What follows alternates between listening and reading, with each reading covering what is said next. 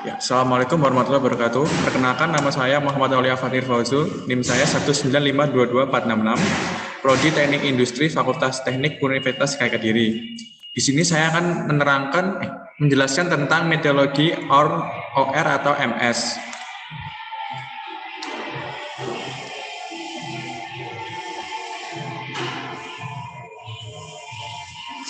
Pendahuluan sebagai besar dari meteorologi OR atau MS berkaitan dengan sistem aktivasi manusia yang mudah dikendalikan atau berpengaruh dalam rancangan OR atau MS akan melibatkan stakeholder, aktor atau peran untuk masing-masing seperti berikut. 1. Pemilik masalah. Pemilik masalah adalah kelompok atau orang yang mempunyai kendali atas aspek tertentu yang menyangkut masalah. Kebanyakan pemilik masalah adalah pembuat keputusan itu. Yang kedua, pelaksana masalah. Pelaksana masalah adalah yang menggunakan solusi dan melaksanakan keputusan yang disetujui oleh pembuat keputusan untuk pemilik masalah, dan ia tidak punya otoritas untuk mengubah keputusan atau memulai tindakan baru. 3. Penikmat masalah. Penikmat masalah adalah orang yang merasakan manfaat atau konsekuensi pelaksana solusi. Yang keempat, pemecah masalah atau analis. Pemecah masalah atau analis adalah yang meneliti masalah dan mengembangkan untuk mencapai suatu solusi atau persetujuan pemilik masalah.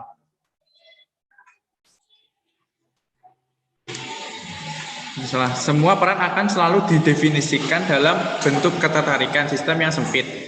Definisikanlah serta identifikasi siapa saja pengawas dari suatu situasi pemasalah sehingga menjadi sangat jelas. Sekaligus sistem yang relevan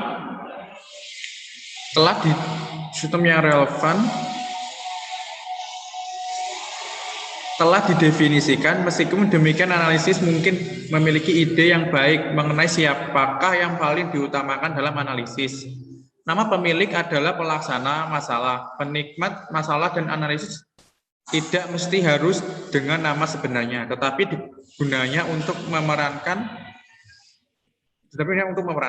Sebagaimana yang kita ketahui, suatu orang mungkin memiliki asumsi bahwa ada lebih dari satu peran yang berkesinambungan dan berurutan. Arti penting kejelasan definisi peran. Peran sponsor akan mewarnai ruang lingkup proyek, misalnya menentukan kerangka kerja dan fokus pelaksanaan. Jika kerangka kerja diprakarsai oleh pembuat keputusan, proyek biasanya bersifat substantif yang menghartakan pada perubahan yang nyata dengan sebuah sistem relevan bagi suatu proyek yang didefinisikan secara jelas dalam span of control dari pengambil keputusan. Penjabaran filosofi yang relevan dibuat oleh pengambil keputusan. Jika diprakarsai oleh peran yang lain, biasanya ruang lingkup bersifat deskriptif.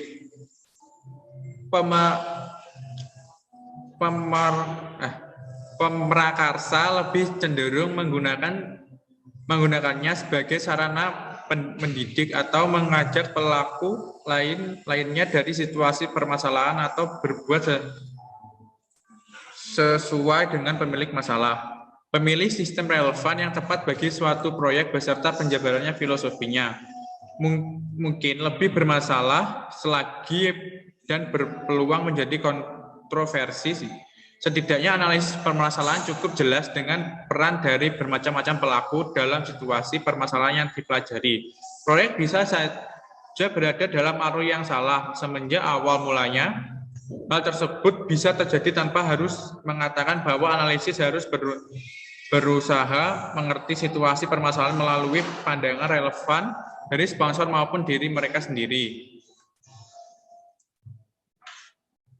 Tinjauan dari metodologi OR dan MS. Pada dasarnya, 11 langkah dalam metodologi OR dan MS atau MS Dari 11 langkah tersebut dapat dikelompokkan menjadi 3 kategori utama, yaitu satu formulasi, 2 modeling, 3 implementasi. Beberapa proyek OR atau MS yang berhasil akan melalui 3 tahapan. 1. Formulasi masalah. 2. Pemodelan matematis atau dalam kurung pemodelan. 3. Implementasi hasil rekomendasi. Metodologi OR atau MS. 11 langkah dalam modeling OR atau MS adalah sebagai berikut. Formulasi 1, meringkas situasi permasalahan. 2, mengidentifikasi masalah untuk dianalisis. 3, menggambarkan sistem dan yang relevan pemodelan. 4, membangun suatu model matematika usulan proyek. 5, mencari solusi yang sesuai. 6, pengesahan dan tes kemampuan. 7, analisis kepekaan solusi dalam kurung laporan proyek implementasi. 8, merencanakan implementasi. 9, menetapkan kendala atau solusi. 10, mengimplementasi solusi dalam kurung dokumentasi atau milik solusi. 11, solusi tindak lanjut atau audit solusi. Tahapan formulasi 4, tahap dari masalah. Tahapan formulasi masalah. Langkah pertama, menyimpulkan situasi permasalahan dengan mengertikan rich picture. Rich picture membantu kita mengidentifikasi permasalahan. Langkah kedua, formulasi masalah. Langkah ketiga, kita gunakan pendekatan proses untuk mengidentifikasi struktur proses transformasi komponen-komponen input dan output dari sistem relevan yang digabung dalam diagram pengaruh. 4, implementasi dari masalah adalah 1, pembuatan keputusan. 2, tujuan membuat keputusan. 3, ukuran kinerja. 4, aksi tindakan alternatif atau variabel keputusan dalam mencapai tujuan. Kompleksitas dari pendefinisian masalah.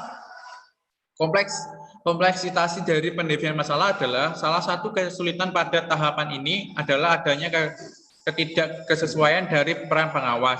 Mungkin saja pengambil keputusan menjadi samar atau ragu terhadap tujuan yang berimbas pada nilai standar kerja. Pada aplikasi nyata, kebanyakan komunikasi masalah tidak bisa diperoleh melalui satu kali menjalankan 3 tahapan. Identifikasi permasalahan sistem selalu menarik untuk dikaji. Akan tetapi, keterbatasan dana dan waktu sebagai kompensasi penelitian bisa saja menjadi batu sandungan untuk itu. Dalam sebuah penelitian, peran sponsor sangat besar. Proses pencarian sponsor biasanya dimulai dari pembuatan proposal proyek yang berisi ide segar dari seorang analisis. Proposal proyek merupakan bagian kerja yang paling mudah untuk dikritisi pada bidang apapun. Kejelasan dalam presentasi akan sangat berpengaruh terhadap diterima atau ditolaknya proposal. Potensi kesulitan yang akan dihadapi yang dapat menggelincirkan proyek sebaiknya didiskusikan secara terbuka dan membuat kejelasan tentang tanggung jawab terhadap setiap tugas. Perkiraan untung dan rugi proyek. Perkiraan untung dan rugi proyek. Sebuah proyek akan mempertimbangkan berdasarkan apakah sebanding dengan biayanya dan apakah harapan sponsor dapat terpenuhi. Proyek komersil sangat berkaitan dengan soal untung dan rugi, sehingga ekspresi yang digunakan adalah uang. Analisis harus sepenuhnya memprediksi keuntungan yang akan diperoleh sehingga memerlukan penyederhanaan model dari proyek. Hal ini dapat digunakan untuk menghitung perkiraan keuntungan sehingga memberikan gambaran yang baik dan mudah dalam memperkirakan biaya proyek. Bagaimanapun juga seorang analisis semestinya secara